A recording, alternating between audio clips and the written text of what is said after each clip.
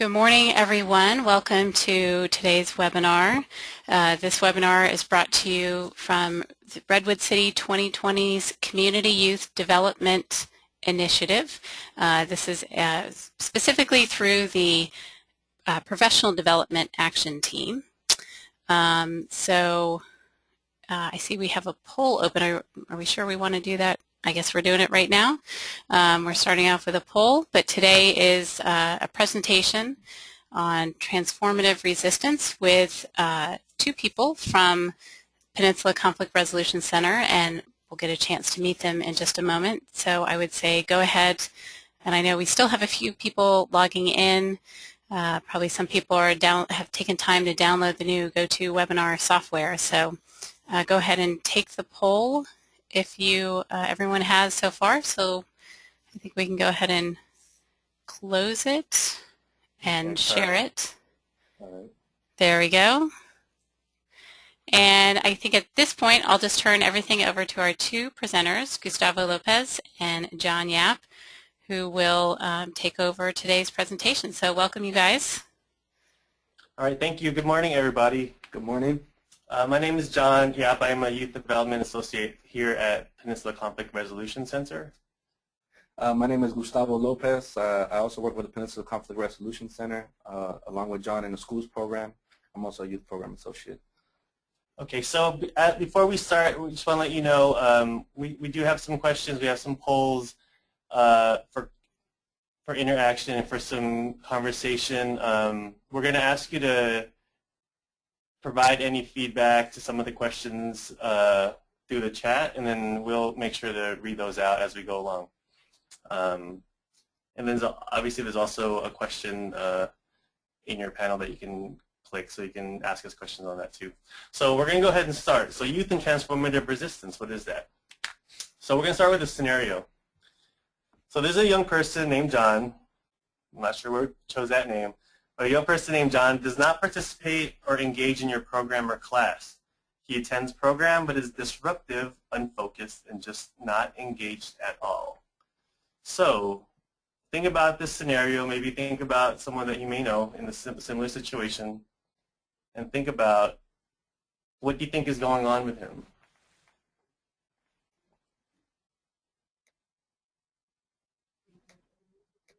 It's not going.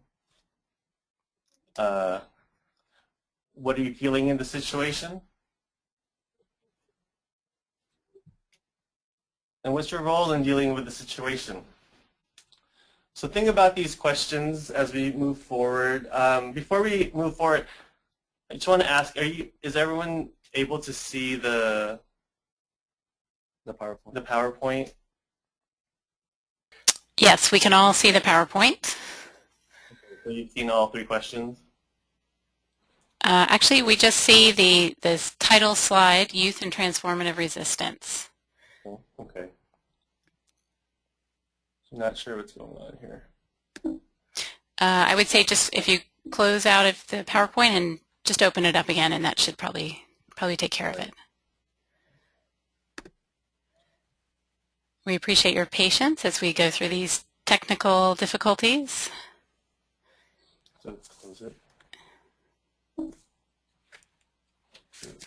Apologize right now.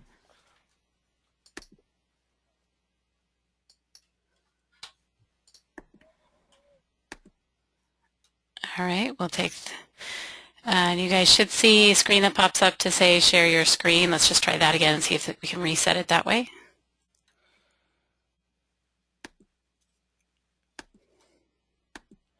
Technology always works amazingly well until it doesn't, so. That is very true. So we'll be back in just a moment. Okay. All right, do you see the screen or the prompt to share your screen? Go ahead and do that.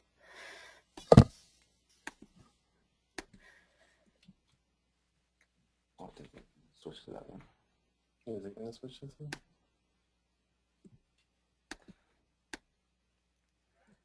Do you see it? There we go. Now we see a very colorful desktop. Could we switch me to organizer? I guess that it switched to computers. Ah, Oh, let's try this. Sorry. here we go. There we go. Okay. All right, this is great, and I think everyone has, at this point, signed on, so perfect. We're ready to get going again. Thank you all for your patience. All right. See that? Okay, there we go. Yeah, there we go. So welcome to everybody who has just signed on. We have some technical difficulties, but we're just beginning our presentation right now. Okay, so we have our scenario that we're going to start with. A young person named John does not participate or engage in your program or class.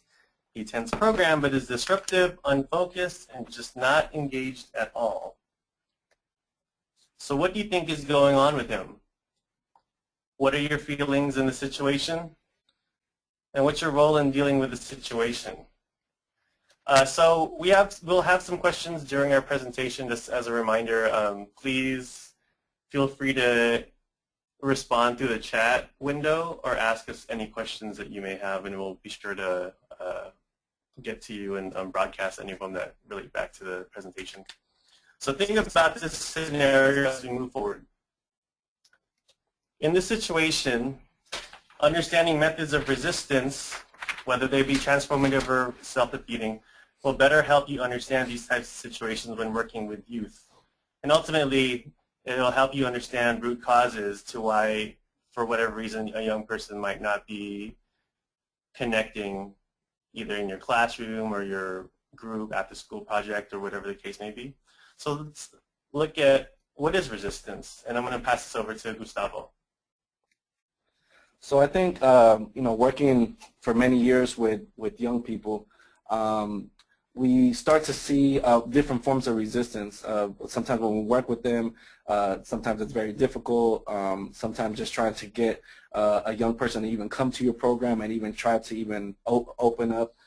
So we very much in our work we do see we see different forms of resistance that young people put up. So we're trying to basically have people understand what are the different ways that this form of resistance shows up. Traditionally, we basically see young people reacting to different external factors that are affecting young people. And one of them is self-defeating resistance, as you can see on your screen. And self-defeating resistance, as we'll kind of go into where these definitions come from and where these paradigms come from, but it's basically when a young person is reacting to their oppression or their external factors, and they're not inspired by social justice or other conditions to recreate their oppressive conditions. So, in an example, it's basically a student may see his or her injustice at school and chooses to drop out of high school, right? We see that a lot, especially with the high dropout rates we're seeing in the different schools, right? And we usually ask, what can the student do to resist those conditions that would not be self-defeating, right? How can we get young people to, instead of reacting in that way where they, in our eyes might be giving up, or they choose, they choose not to face what is really bothering them, whether it be discrimination, whether it be the environmental factors, whether it might be economic factors. We usually come across self-defeating resistance in the work that we do. So what we're going to do right now. Okay. And so as we go on, we also have on the opposite side of self-defeating resistance is transformative resistance, right?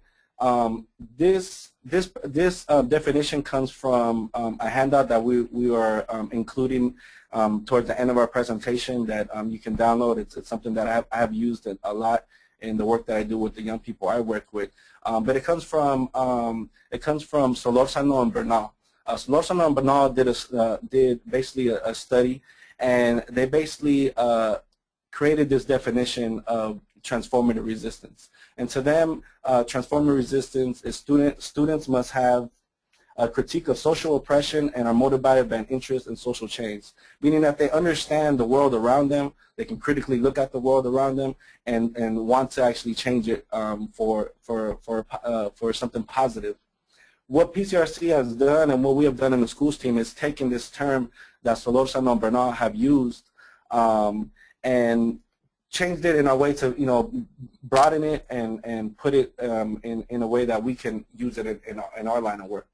So youth have an understanding of, for our definition, youth have an understanding of their current environment, their systems affecting them and their communities, therefore motivated by a strong desire to change these conditions, right?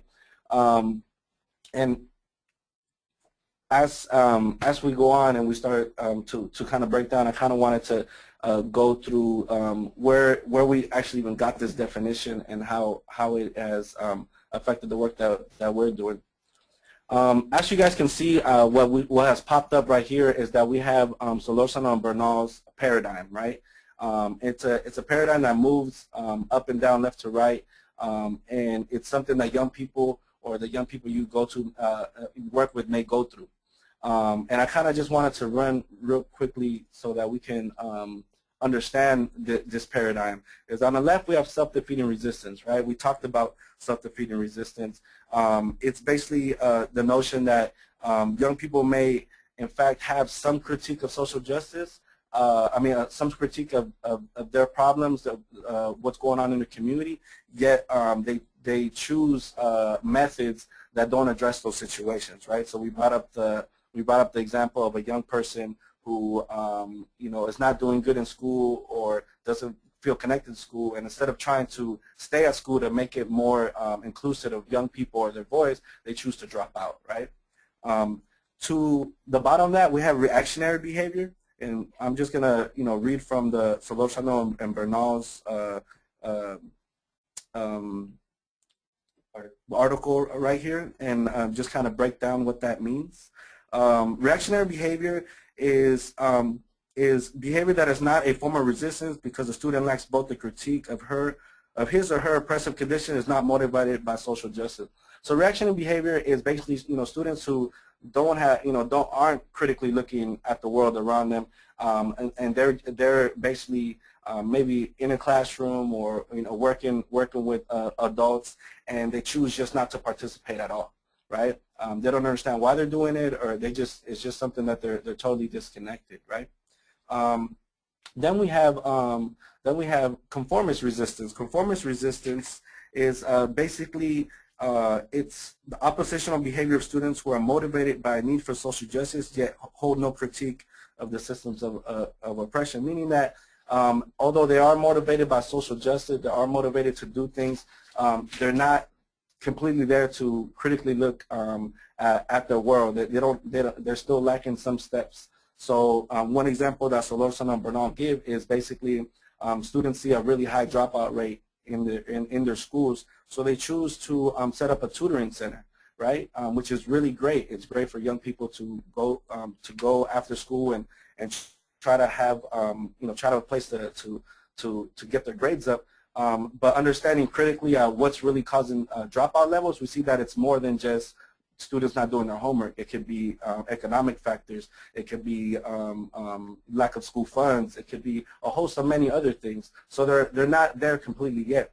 The highest form that we see is transformative resistance. And transformative resistance is what we focus on, is how to get young people to that point where they're able to have a critique of the social problems that are going around them and actually participate, actually become change makers, become leaders. Right, and I think that's something that we strive for here at PCRC with the young people we work for, is trying to teach them and give them tools so they can be change makers in their community. And if for more information on this, like I said, we have this resource, this article available. It's a really great article, and I really urge people to read that to find out more. Okay, so I'm going to come in and talk a little bit about positive youth development theory or community youth development theory and how it relates to transformative resistance, knowing that this webinar did come out of the Community Youth Development Initiative in Redwood City. Before I move forward, again, this is the very shortened version or shortened definition of transformative resistance by Solorzano and Bernal. Students must have critique of social oppression and motivated by an interest in social change. So I have a poll for this. So I'll put this up and let's see.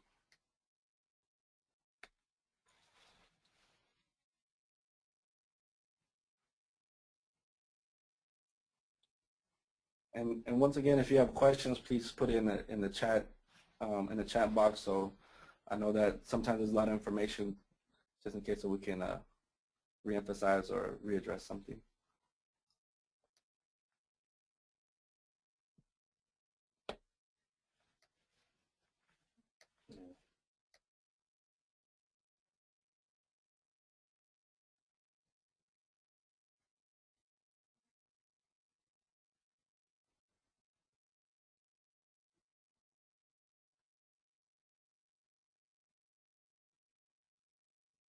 Okay, so we're gonna close this poll soon. We have about 80% who's voted, so we're gonna close it in about 5 seconds.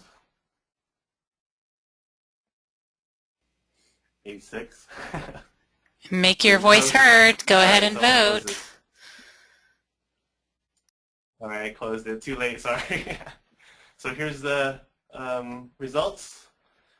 We have 33% always, you can see this, 50% sometimes, 17% rarely, and 0% never, which is great. You know, let's see, 83% of folks here at the chat or the webinar do look at least talk about social oppression or social change in your work. Thank you. So I'm going to move forward.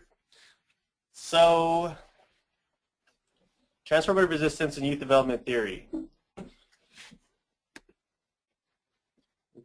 So first we have the 41 developmental assets model, and I hope folks have heard of that before.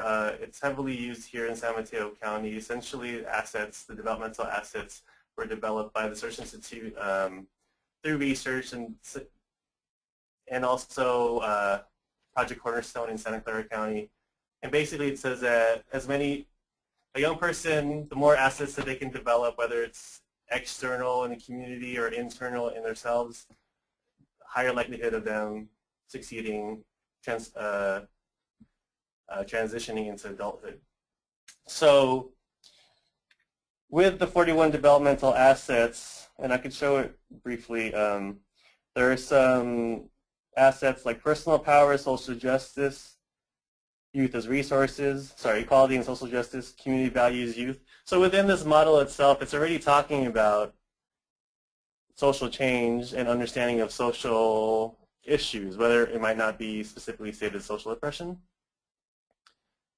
And as youth development workers, positive youth development workers, what we do is engage youth in community systems and roles to make significant change.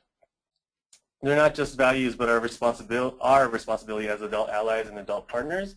So we have lots of organizations here in the county, like Youth Leadership Institute, like Youth Commission, Youth Development Initiative, I'm sorry. So, you know, what we do, we don't just happen to do this work. It's deliberate action that we do. It's our roles. Our roles are deliberate in how we engage with youth, how we engage youth in community, whether it's through Redwood City or through a commission or through community projects at school, like, you know, fixing bathrooms or, you know, researching to fix bathrooms that aren't clean enough, let's say.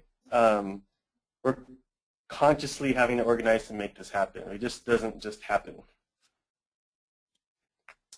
So again, looking at this theory, I'm going to show you and read a quote from Karen Pittman, who is a leader in positive youth development field, well known for her quote, "Problem-free isn't fully prepared," and well known for her agency, Forum for Youth Investment.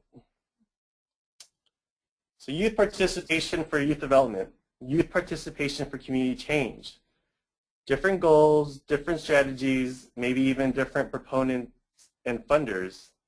This isn't semantics, it's a critical distinction.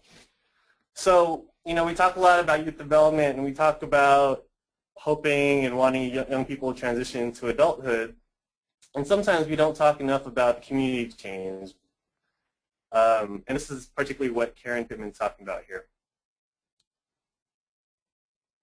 So if you look at the schools team definition of transformative resistance, like what, as Gustavo showed earlier, this is what comes out of it essentially to think about. Resistance is a conscious or subconscious rejection of status quo. We have to have intentional roles for youth as change agents, whether it's for them individually, but also looking at their communities, maybe their families, maybe their schools, maybe your agency or program. And we have to have deliberate roles for adults to partner with youth.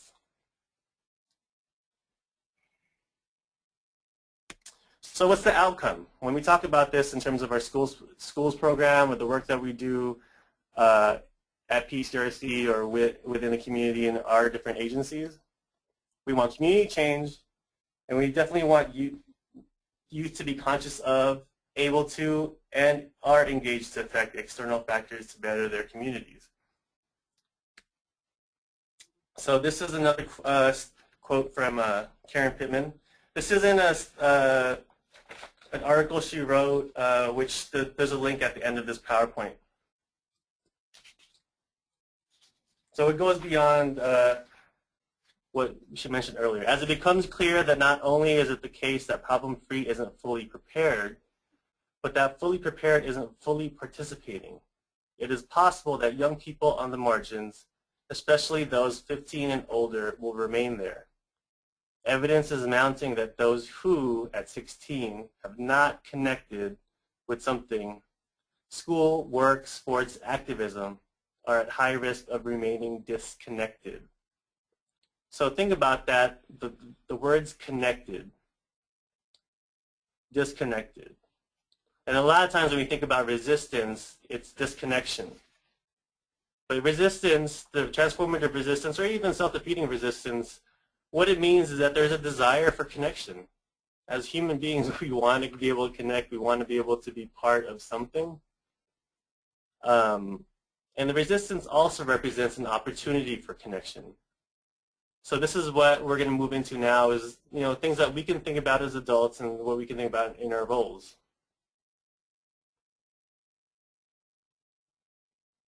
Okay. So I think we're going to do a poll here, right? We're going to do a poll right here. So we're going to do a poll right here, another one.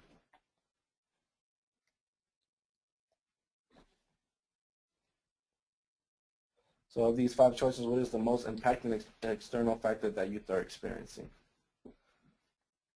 And of course, you know, we put only a couple of choices. We know that youth are dealing with a lot more, but these are some that have come up a lot. Well, I think that's just it. 5. Maybe you should have cut it down to 2. No, I'm just kidding.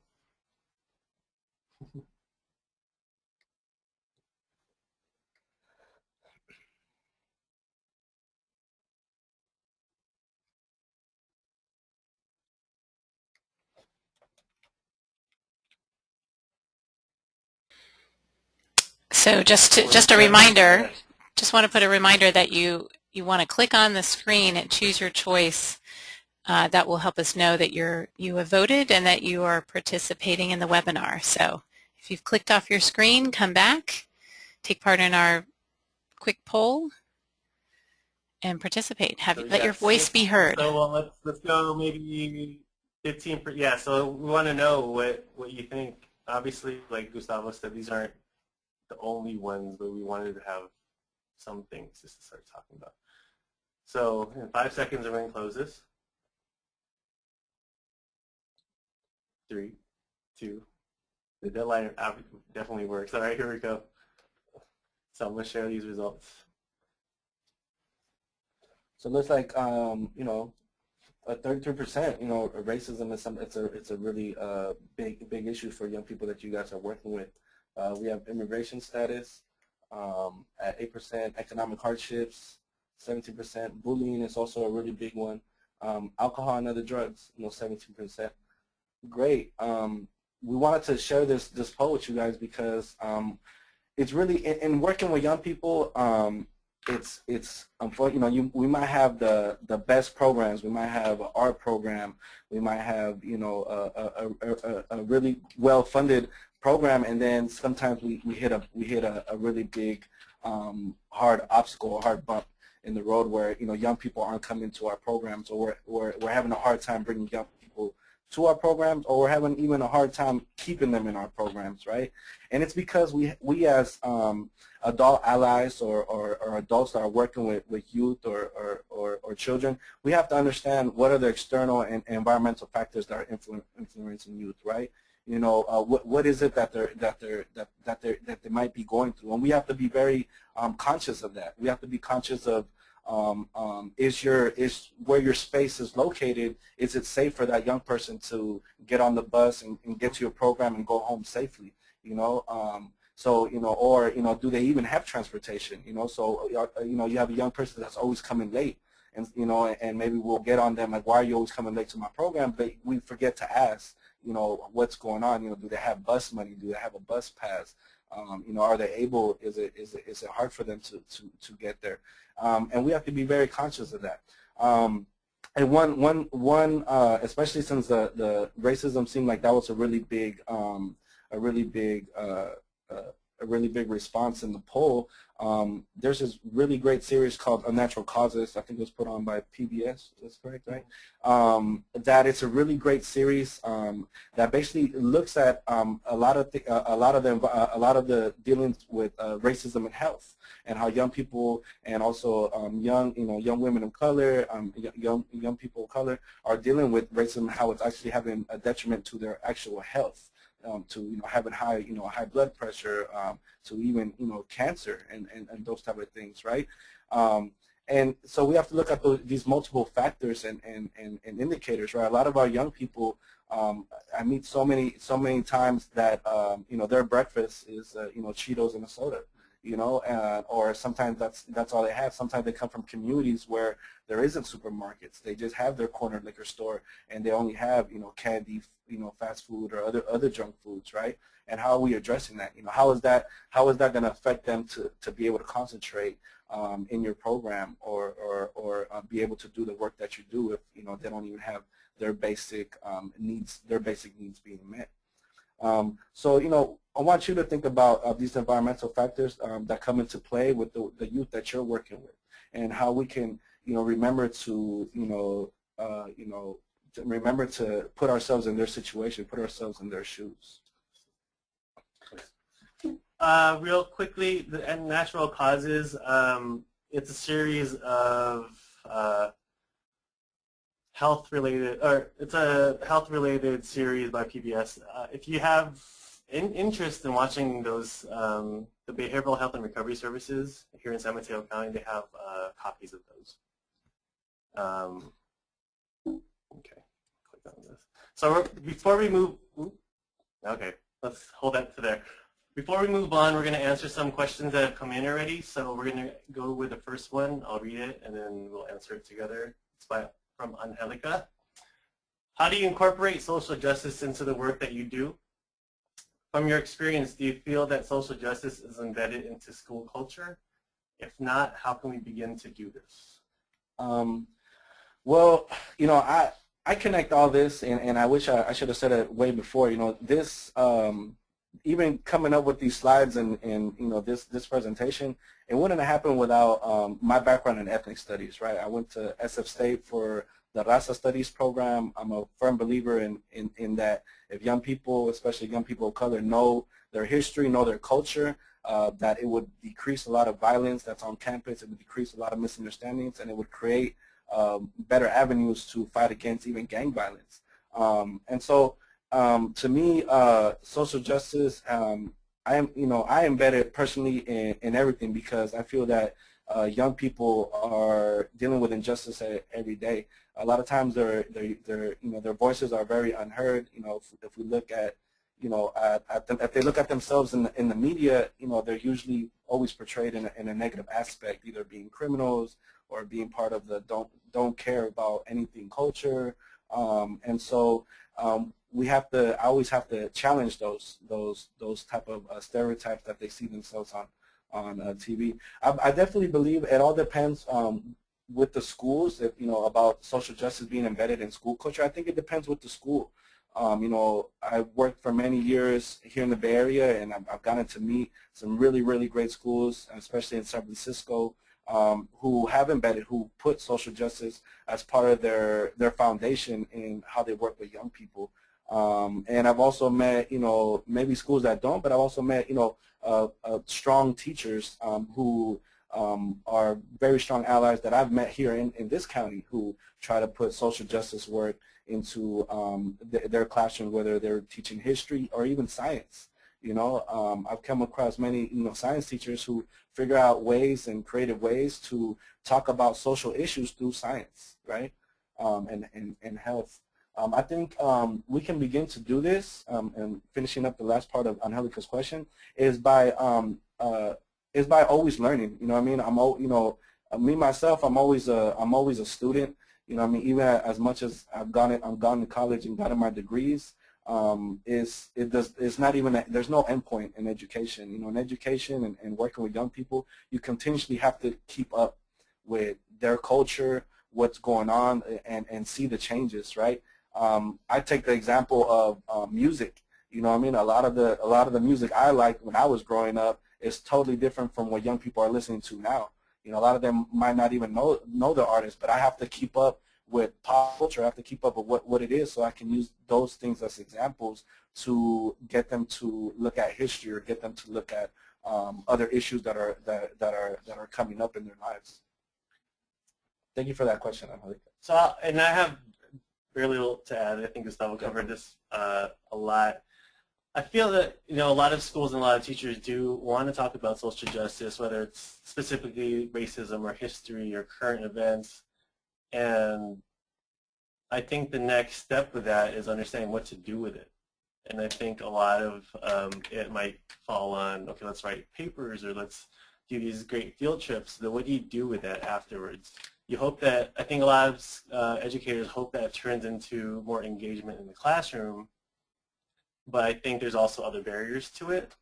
So there's some schools that build in more opportunities for young people to apply this new knowledge or new information about oppression or history or tactics on how to transformatively resist what they have or what they're experiencing. And some schools have an opportunity to engage them in that.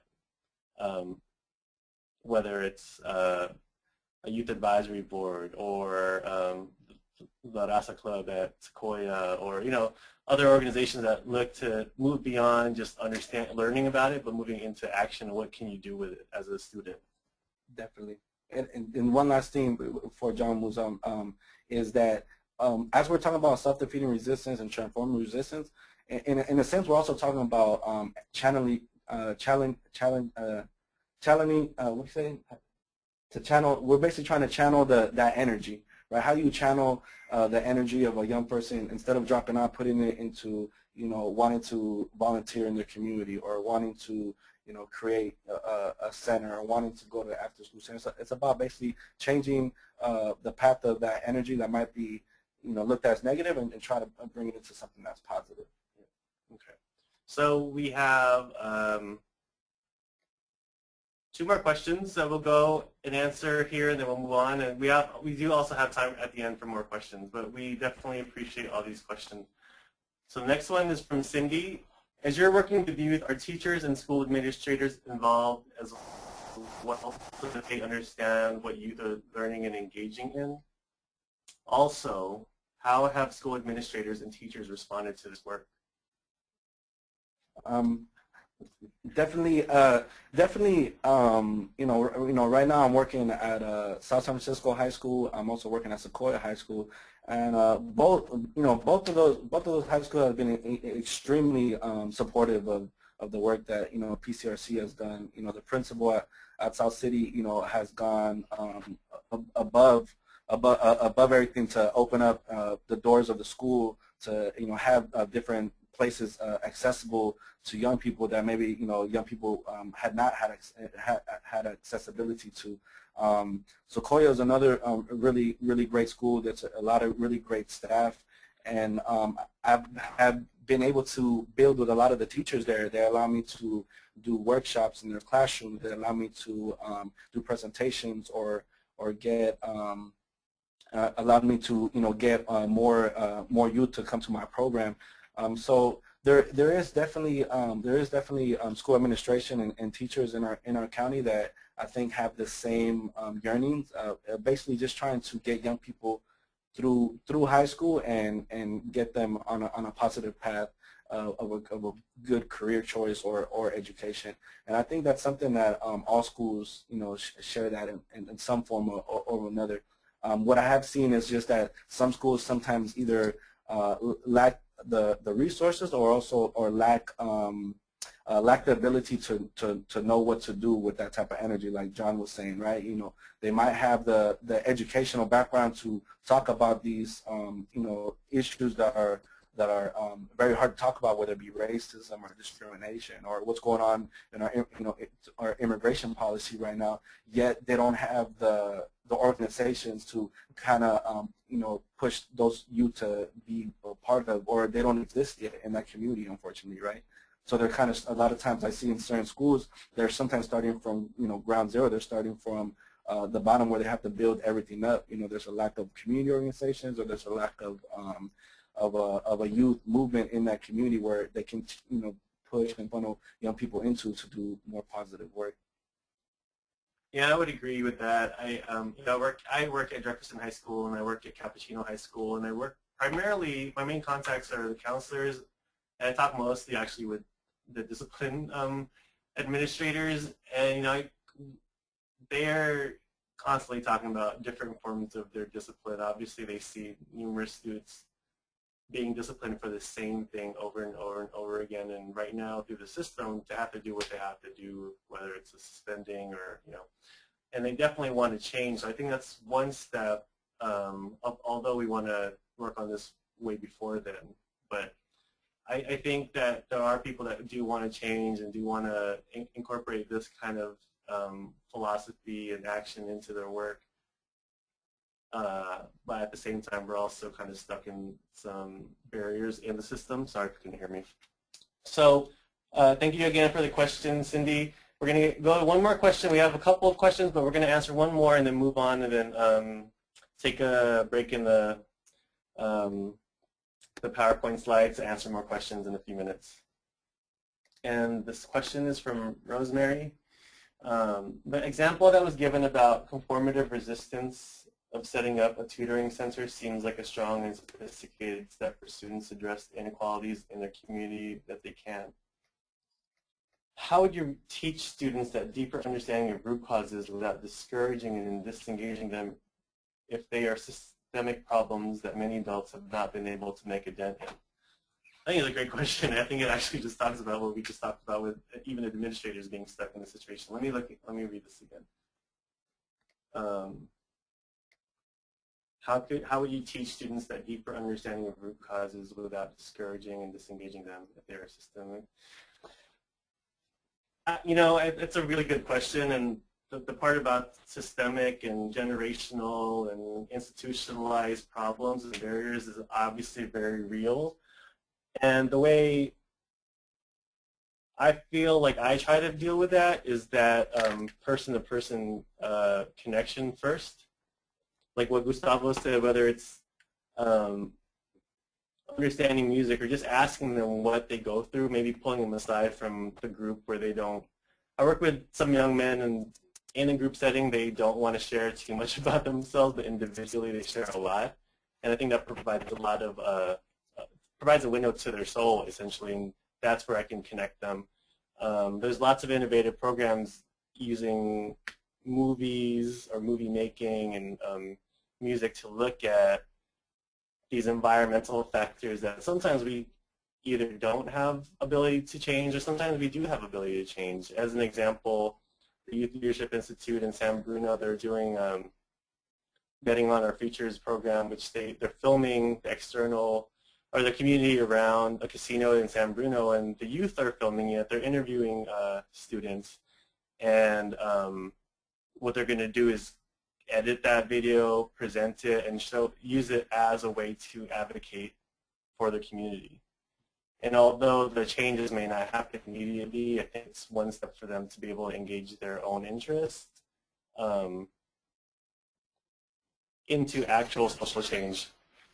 So yeah, it's and I think one other part of the question of basically the way I kind of even looked at it is basically how do you restrain from becoming the bearer of bad news, right? Basically, a lot of times when we talk about these challenging issues in history, whether it be racism or economic disenfranchisement, things like that, it can be very difficult, right? Because sometimes I remember, earlier in my career, I used to be like, well, if I just teach young people the problem, they're gonna want to solve the problem. But you know what? I believe that through time, and I've seen that that's not sometimes the best strategy, right? You're gonna have to take a risk. You're gonna have to figure out how to come up with your own solutions, right? And sometimes when we're dealing with issues that are coming up, these solutions haven't been, aren't documented yet. Maybe they haven't been created. And you as an adult ally or as an educator or whatever you might be, you're gonna have to take that risk to come up with your own solutions. And it might be right, it might be wrong, but it's trial and error.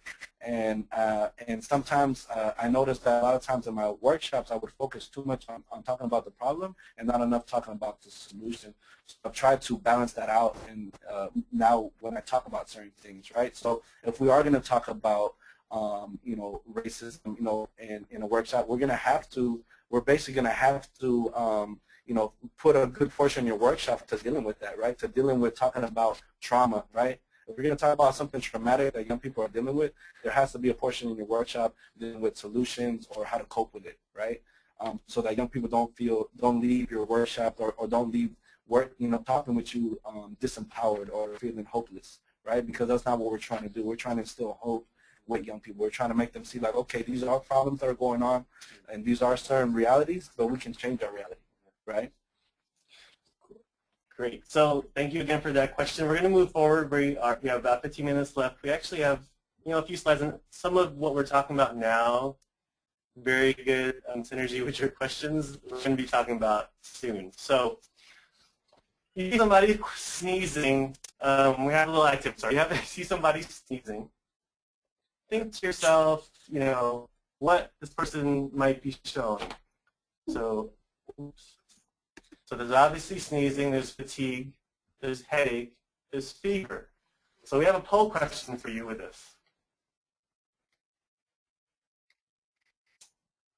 Where's my poll? Oh, there it is. Knowing these symptoms, what should, John again is our person who's sneezing here. Knowing these symptoms, what should John do? Go to a doctor, drink some Tylenol, get some rest, take vacation, just let it be. So please answer that, and we'll move forward. And again, we want to make sure that you're heard, so please vote. Shooting up the charts. As you're voting, something that came to mind of what Gustavo was talking about was this quote from an interview with Tupac Shakur, and I'm going to paraphrase. He basically said, I may not change the world, but I'm going to write the song that's going to inspire someone who will. And a lot of times that's what we're doing, is planting seeds. It's something to think about, as we're moving forward with, pretty heavy subject. I mean, the ideas of it is heavy. So I'm going to close it in about 10 seconds. If you happen to be near your computer and you forgot to click on something. Trying to get to 80. There it is, closed. Okay, so I'm going to show the results. So 69% of you said get some rest. 15% said drink some Tylenol. 15% said go to the doctor. Very important, and I'll think about that next time I'm sneezing, have fatigue, headache, and fever. So what would you think if I said John here has allergies. It's springtime, it's allergies. I know there might be headache, but would Tylenol be the best cure for that? Or would rest be the best cure for allergies? Sometimes it's the allergy medicine, although we don't always want to take medicine. Sometimes the allergy medicine is what we need when we're sneezing and fatigue and headache and fever, not necessarily cold medicine. So we bring this up because we have this, it's a very common metaphor here is a tree. A lot of times we see the trunk and the leaves, and we could say if it's healthy or not by what we see in the leaves. But underneath there's the roots, and that's where the water is. That's what soaks up the water. So when we're looking at this, there's symptoms about what we see, and there's actual root causes to what's happening. In the example, I was showing symptoms of a cold, but actually what John was experiencing was allergies. So how does this relate to youth? Or how does this relate to youth work?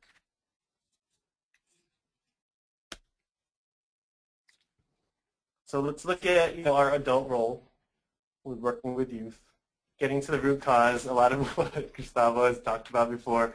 That's all right. And we actually talked a little bit about this already, some of your questions, very good questions, so Gustavo's going to run into this. So, your role as an adult, right, is to be actively conscious, right? Constantly, it's constantly, it's more than just putting in the 9 to 5, as we say, right? It's about the prep work. Yeah, your workshop might be 1 hour, and the way when I come in to do a workshop in a classroom or with young people, is that the way I think about it is that I got 1 hour to try to plant seeds. I got 1 hour to try to change the perspective in which this young person might be looking at the world at that moment in time, right? And so we put a lot of emphasis on how we build up into that. And one way that I do that is that I'm actively staying conscious. It means maybe, yeah, listening to music that you might not like. I mean, it might be reading looking into magazines that young people are looking to that maybe you're not interested in, but just to see what are the images that are affecting them. What are those things that they're dealing with.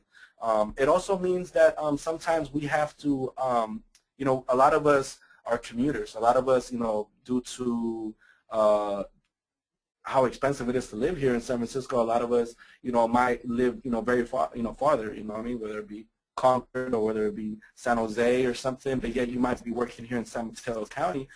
Sometimes it takes just going to eat in that community, seeing what restaurants are around the community, walking around, or actually even visiting some of these young people's families and just kind of interacting with them, just to put yourself in their shoes and see what are they dealing with on an everyday basis, right? Many times in San Francisco, I used to drop off kids, in Hunters Point, in the Bayshore District, in the Mission District, it's one thing. It's like, we talk about all these issues, but it's like they live there. You know what I'm saying? Like because of, my education or the ability to, to have a job, maybe I'm not living in that community because I'm afforded to live somewhere else. But yet I have to remember, always be conscious of where these young people are coming from. What is it that they like? What is it that they're dealing with? So that I can better tailor my work or my conversations with them. Also remembering that we have to make sure that young people, they're agents of change, that they're able to change their world, right? That a lot of times as adults we want to, be in control of our programming or whatnot, but we have to loosen our role and be able to let young people make mistakes. We have to let them, take over. If it takes sometimes them running part of your meeting or part of your workshop or including them or, being able for them to, be put in a situation where they can be leaders, we have to remember they're agents of change. The last two, building relationships, we have to create a large web of resources. Young people will think that you're a lawyer, you're a doctor, you know how to fix anything and everything. because you might have an education or just because you're an adult. So we have to make sure that we have a huge network so that when young people come to us with a very complex issue, that we're able to get them the adequate help that they need. The last one, hope. Hope is one of the most important things, I think, as we're working, as we're kind of going down with this. This article is written by Jeffrey Duncan Andrade, who's a professor at SF State, San Francisco State University, and also a teacher in Oakland. Very great. There's a link at the end of the resources. I would definitely check this out. You can also check out this presentation online on YouTube. But he talks about hope. You know, you have to have an understanding of hope and how you're bringing hope to young people, right? Because if you don't believe that they're able to achieve whatever it is that you're working with them, or if you don't believe that they're able to do whatever it is that your program is providing, then there's no point. You know what I mean? Because if you don't have hope in them, you know, how are they going to build hope in themselves, right?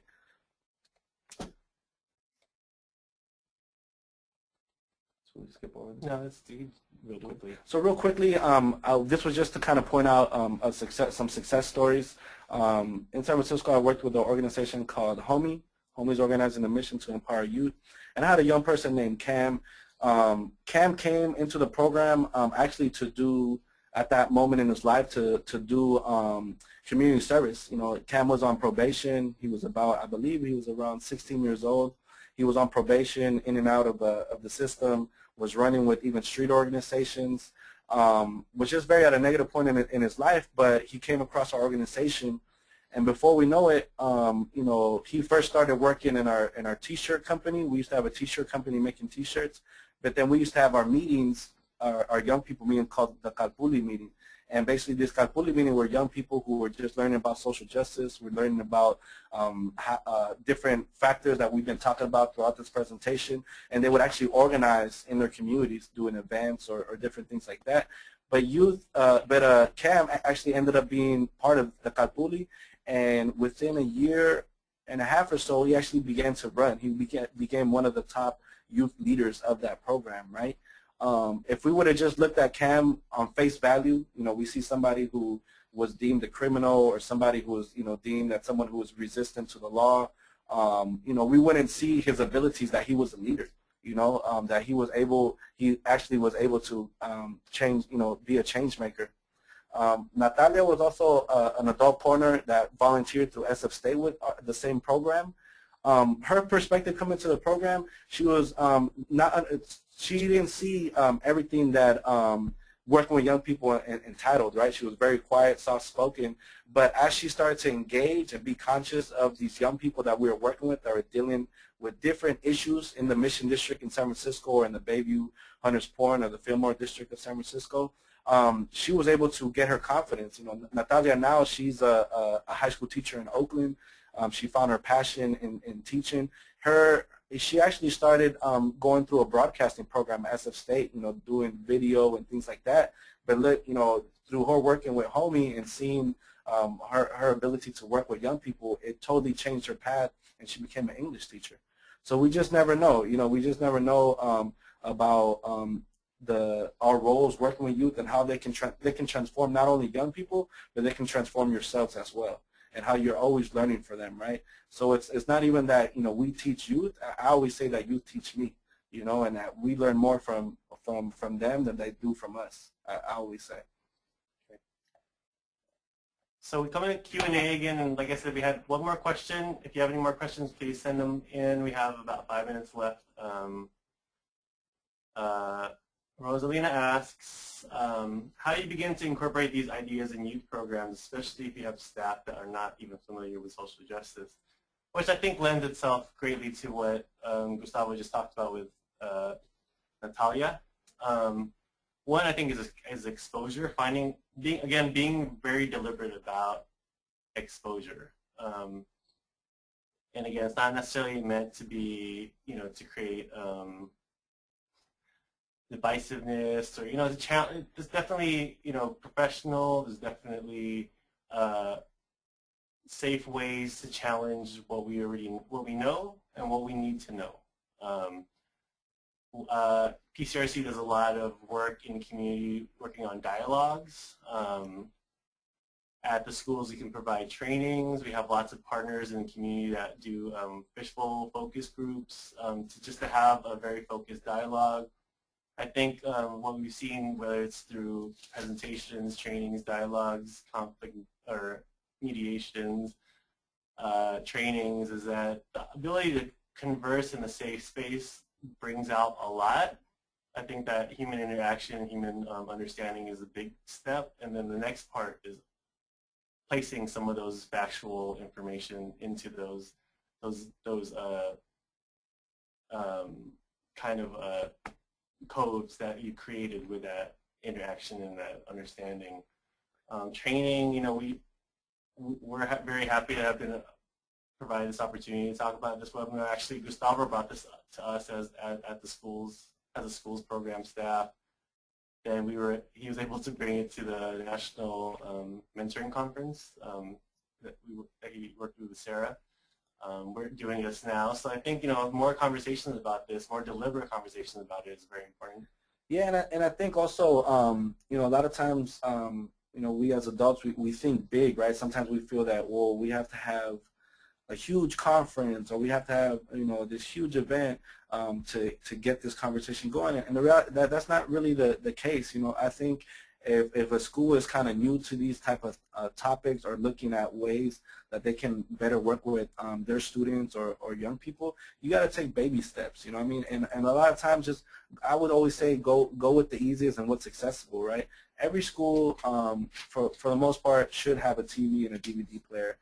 You already have a space, if it is your own classroom or you have built with a certain teacher on campus, that you're able to start with maybe 5 students, 10 students, and start creating dialogues, or what we would do. I remember at City College of San Francisco, we would do freedom schools. Every Friday we'd get the different clubs on campus to host a freedom school. So they would learn about, I don't know, it might be the Black Panther Party. They might learn about the Chicano movement. We had the Native American club on campus would talk about the American Indian movement. And so it was a place for young people to just come and just kind of learn different things, and then we do it through popular education. We either introduce, we do it through listening to music and lyrics, watching movies, or just having conversations or interactive, conversations where they're actually doing activities. Like I said, on many of these things, if it's brand new to the school or the place where you're working at, you're going to have to create it. You're going to have to take a baby step and just kind of, create a meeting space where you can start incorporating certain things. Think about small projects that you can do within a semester. Photography. You can take pictures. That's been really, really big here in San Mateo County. The photo voice. It's very, easy. It's very, cost ineffective. So, something to think about. So Sarah asked, any tips on 3 things people can do tomorrow to move this conversation forward? And I think Gustavo kind of talked about that. Understanding what resources you have, knowing what it is that you want. We have resources here. We're going to move forward because we do see the time. Just as a quick summary of what we talked about, youth don't live in a vacuum. Understanding surroundings, environment, and political climate in our communities is key in our work with them. So as a tip, you could also read the newspaper, whether or not we like everything we read. Journey, not a destination. Transformative resistance isn't an endpoint, it's a process, and I can tell you I work on this daily in terms of just how I think about some of my interactions with young people. Yeah, definitely. Like going back to the example of Cam, just because Cam became a youth leader does not mean he didn't mess up, and didn't have to be talked to about, his actions. Young people have their good days and they have their bad days, just like we do. We can come to work very in a positive light, and then, something hits us. It could be some situation in our families or whatever it might be, right? Hope. Generally, are you to become social agents, right? We have to be very hopeful that they're able to and believe in them, right? Sometimes in the line of work that I've done this so much, sometimes there are points in my work where I almost feel like, giving up on a young person. And it is at that moment where they shine, where they do something incredible, that I was like, wow, or where you think this young person isn't paying attention to what I've been telling them, and all of a sudden, they're asked by somebody else about the program or whatever it might be, and they're able to answer it, to the T, better than you would, right? So, always look for that. Don't always look at the outer. And so also we have to be good. We have to role model our high expectations, right? We have to, live the talk, and talk what we live, right? So please look at the resources that are available. They're very, very great resources. I think they're an added utility to the work that you're doing, and check out the Note to Educators online, and check out some of the books that Jeffrey Duncan Andrade has done, and continue to learn. We're also going to put our information right here for any questions or things that you might have. We have mine and John's email, and also check out our website. I also want to give a shout out that PCRC is having a luncheon June 14th. Yeah, we have some events. So we have some events coming up, and we're actually going to have Luis Rodriguez, who's one of my favorite Chicano artists, and he has a really great book that's connected to everything we're talking about called Hearts and Minds. And he's actually going to be our keynote speaker at this event. He's a really great change maker, works with a lot of really great communities in all over California. So yeah, our partners at Youth Leadership Institute, their Friday Night Live network is having their annual Communities in Action Recognition event next Friday. You can contact them, liali.org. And then this is Celebrating Our Past, Shaping Our Future, a program that you're doing. Yes, that's it's May 20th. It's a Sunday. It's from 1 to 4 p.m. at Redwood City in the courthouse, also in the San Mateo County History Museum. It's going to be great. We're going to have young people performing. We're going to have actually photography from the Dream Club and from La Raza Club at Sequoia High School, where they're going to be showcasing their photography due to and thanks to the resources from the Photo Boys. They're going to be printing these pictures. It's going to be a really great activity. We have music. It's going to be really, really good, so please come check that out. It's free. It's open to the public. Right. And then lastly, we have the Be the Key Transformative Community. Once again, it's the PCRC Luncheon. It's June 14th from 11:30 to 1:30 at Foster City. Tickets are still available. It's a way that we're also fundraising for our organization. But like we said, even though we're going to have a really great speaker, Luis Rodriguez, there. Yeah, so you can go on our webpage, and again, these is our contact. I know we kind of threw out a lot there in an hour, so we just want to thank you all for coming to our webinar and listening and participating, asking really good questions. We hope to hear from you if you have more questions or want to have more of these kind of discussions. Thank you so much. And thank you, Sarah, for helping us out. Yes. You're welcome. You're welcome. Thank you, Gustavo. Thank you, John, very much for facilitating an amazing webinar today. I think that we have a poll attached to, we might not have a poll attached to this webinar, but we'll be in touch to find out what you thought about this webinar. And thank you very much for attending. We will also be sending out some of the PDFs that we have and some of the links. We'll send that to you in an email.